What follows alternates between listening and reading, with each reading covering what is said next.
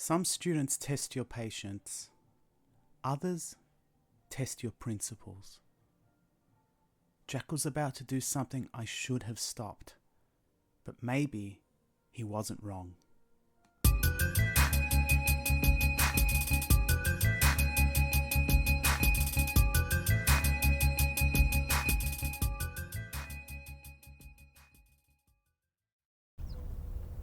The principal's office was colder than usual.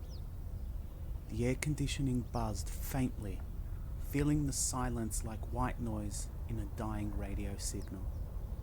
Jack sat opposite me, arms folded, his knee bouncing, his gaze locked on a scuff mark somewhere on the floor.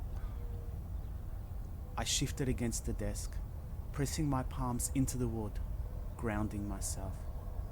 "Jack," I said, finally, voice even. "You know why you're here." A pause. Then, without looking up, he muttered, "Yeah." I waited, but he didn't elaborate. I sighed. "You were pulled out because of what you said in class." "Nothing." "I need you to explain."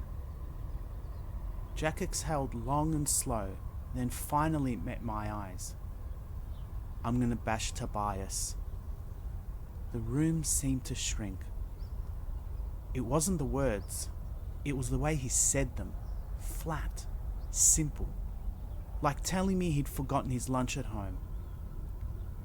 I adjusted my stance, careful not to react. "That's not here," he cut in. "Not now.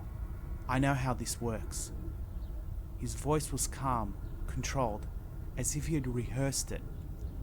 "End of summer, away from school." "Can't be a school issue then." A slow tightening coiled in my chest. "That's not a solution," I said carefully. Jack leant back in his chair, stretching his legs out like he was getting comfortable. "Isn't it?" I hesitated. A fraction too long, and he caught it. A small, knowing smirk pulled at the corner of his mouth. Not arrogant, not cocky, just certain. "You're not going to stop me either," he said, matter of fact. I should have said something definitive then, something firm, something absolute. Instead, I shifted my weight, exhaled.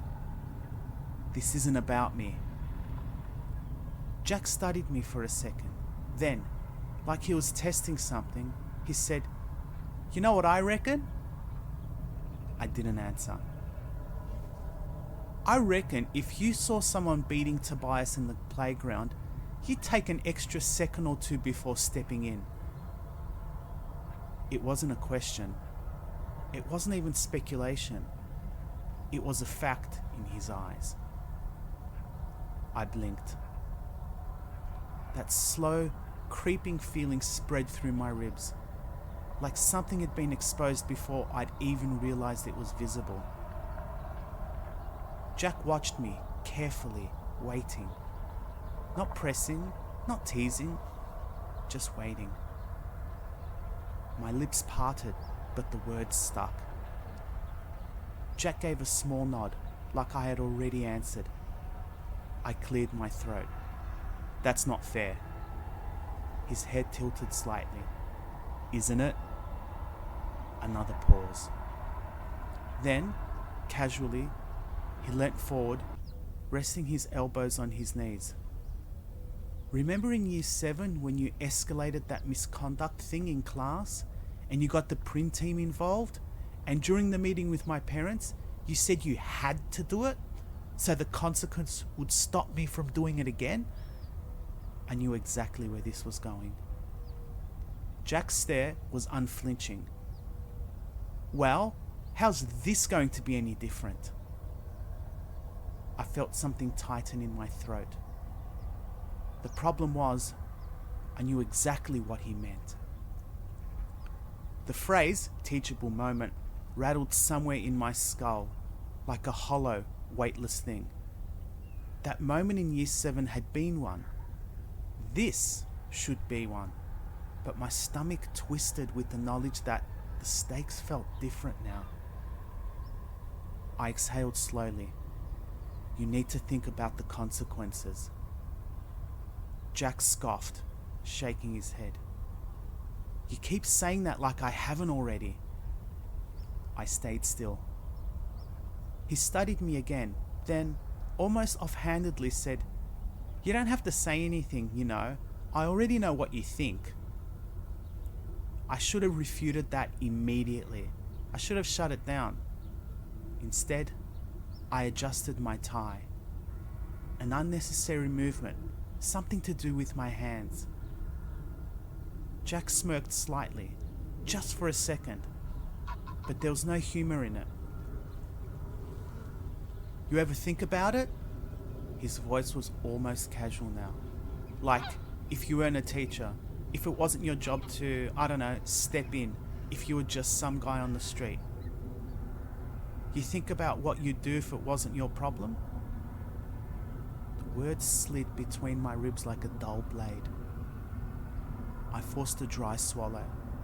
This is my problem. Jack watched me, expression neutral.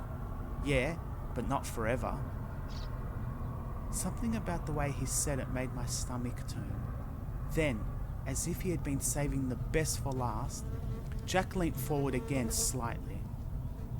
So what kind of adult do you think Tobias is going to turn into? I frowned, caught off guard by the shift in tone. Jack tilted his head. I mean it. What kind of man do you think he's going to be? What do you see when you look at him?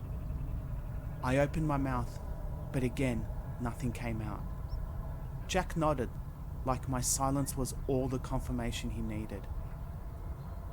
This will be fun for me, no doubt, he continued, almost wistfully.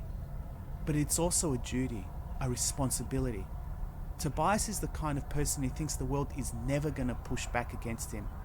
But it is. It has to. I'm just getting in early. He let the words settle, then, almost as an afterthought. You ever hear that thing about putting a dog down before it bites a kid? I felt something cold tighten in my chest. Footsteps echoed in the hallway, the sharp, clipped sound of shoes on tiles. The door opened. Jack, the assistant principal said, come with me. Jack pushed himself up, taking his time. At the door, he hesitated for half a second, then glanced back at me. There was no smirk now, no challenge, just quiet, calm understanding. I held his gaze. The air between us was heavy, like the weight of a thought that had never been spoken aloud, but had already been acknowledged. I should have said something. The door clicked shut. I exhaled slowly. The room was still cold, but my collar felt tight. Had I done enough to talk him out of it? I wasn't sure, and I almost didn't want to find out.